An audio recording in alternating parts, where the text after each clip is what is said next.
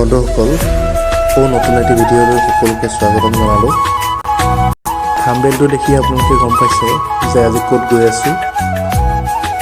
শ্ৰী শ্ৰী মাধৱদেৱৰ জন্মস্থান নাৰায়ণপুৰলৈ গৈ আছোঁ। লখিমপুৰ জিলাৰ নাৰায়ণপুৰতেই মাধৱদেৱৰ কলাক্ষেত্ৰ অৱস্থিত, আৰু সেই কলাক্ষেত্ৰ বন্ধুসকলক দেখুৱাবৰ বাবে আজি এই কলাক্ষেত্ৰ অভিমুখে যাত্ৰা কৰিছোঁ। ভিডিঅ'টো শেষলৈকে চাই থাকিব। যদি প্ৰথমবাৰ চেনেলটো ভিজিট কৰিছে, চেনেলটো ছাবস্ক্ৰাইব কৰিবলৈ নাপাহৰিব।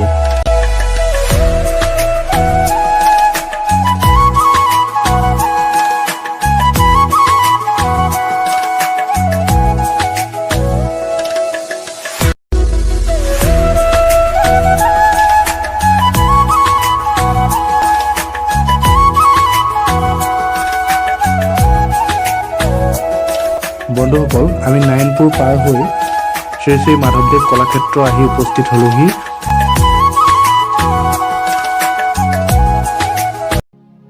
শ্ৰী শ্ৰী মাধৱদেৱৰ জন্মস্থান নাৰায়ণপুৰত যি কলাক্ষেত্ৰ স্থাপন কৰা হৈছে, তাৰ সৌন্দৰ্য অতি মনোৰম।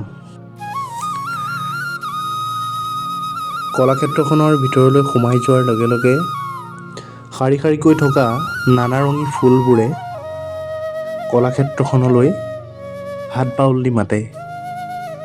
সঁচাই কলাক্ষেত্ৰখন বৰ মনোৰম।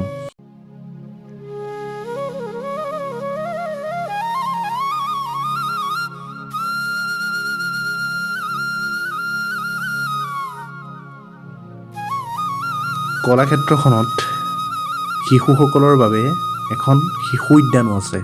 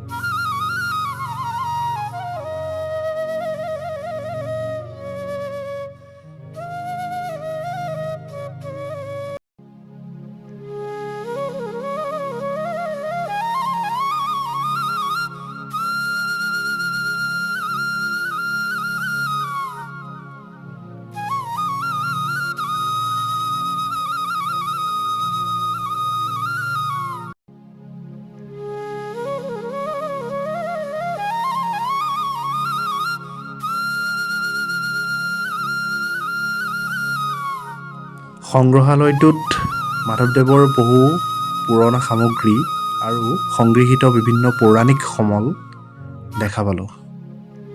কিন্তু কেমেৰাৰ অনুমতি নথকাৰ বাবে আপোনালোকক দেখুৱাব নোৱাৰিলোঁ। লগতে পকাৰে বান্ধি থোৱা এটা পুখুৰী দেখা পালোঁ।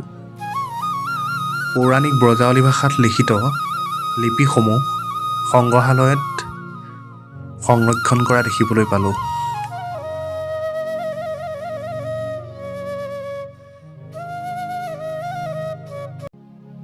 ইমান সময় ভিডিঅ'টো চাই থকাৰ বাবে সকলোকে ধন্যবাদ জনালোঁ। যদি ভাল লাগিছে, লাইক আৰু মোৰ চেনেলটো ছাবস্ক্ৰাইব কৰি দিব।